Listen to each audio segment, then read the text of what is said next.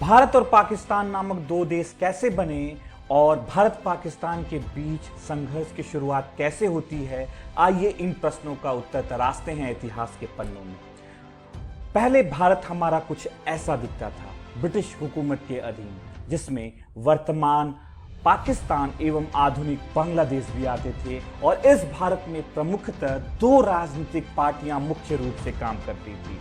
एक भारतीय राष्ट्रीय कांग्रेस, इंडियन नेशनल कांग्रेस, महात्मा गांधी, और दूसरा मुस्लिम लीग, जो कि मोहम्मद अली जिन्ना वाली पार्टी थी।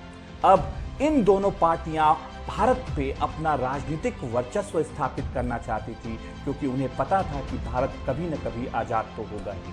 हालांकि 1935 में गवर्नमेंट ऑफ इंडिया एक्ट के तहत भारतीयों को चुनाव कराने और करने की अनुमति दी गई, और 1937 में जब चुनाव हुए तो पहली बार मुस्लिम लीग ने उसमें भाग लिया, लेकिन उसे सफलता नहीं मिली। लेकिन 1946 के चुनाव में मुस्लिम लीग को अप्रत्याशित सीटें प्राप्त हुई।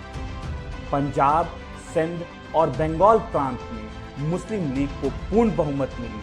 हालांकि मोहम्मद अली जिन्ना इस बात को समझते थे कि कभी भी संयुक्त भारत के कायदे आजम या प्रधानमंत्री तो वो बन नहीं सकते, क्योंकि ऐसा करने के लिए उन्हें संपूर्ण भारत में कम से कम बहुमत से सरकार बनानी पड़ेगी, जो कि नामुमकिन था। उसके बाद वह दंगा कराते हैं और वो सोचते हैं कि ये तीन प्रांत मिलकर क्यों ना एक अलग देश बन जाए, जिसका मैं कायदे आजम बन जाऊं। दंगा होने के बाद हजारों लाखों लोग मारे जाते हैं, और इस दंगा को देखते हुए भारतीय राष्ट्रीय कांग्रेस और ब्रिटिश हुकूमत इस बात के लिए राजी हो जाती है कि दो देश बनेंगे, भारत और पाकिस्तान। बात यहाँ खत्म नहीं होती। अब भारत और पाकिस्तान चाहते थे कि सारे प्रिंसली स्टेट्स उसके क्षेत्र में आके मिल जाए। बात कश्मीर पर जाकर अटकती है। कश्मीर पाकिस्तान चाहता था कि उसका अभिन्न अंग बन जाए, तो पाकिस्तान ने अपनी सेना भेजी ट्राइबल्स के रूप में, और उसने अटैक किया। ध्यातव्य रहे कि उस समय कश्मीर एक स्वतंत्र क्षेत्र था, जिसका शासक राजा हरि सिंह थे।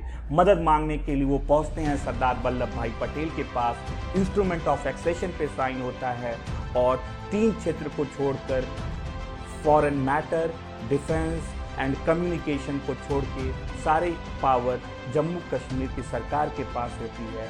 और उसके बाद जब भारतीय सेना कश्मीर पहुंचती है, लड़ाई होती है, सीज फायर होता है, और पाक ऑक्यूपाइड कश्मीर बनता है। और बाद में 1972 के शिमला एग्रीमेंट में वही जाके लाइन ऑफ कंट्रोल बनता है। धन्यवाद।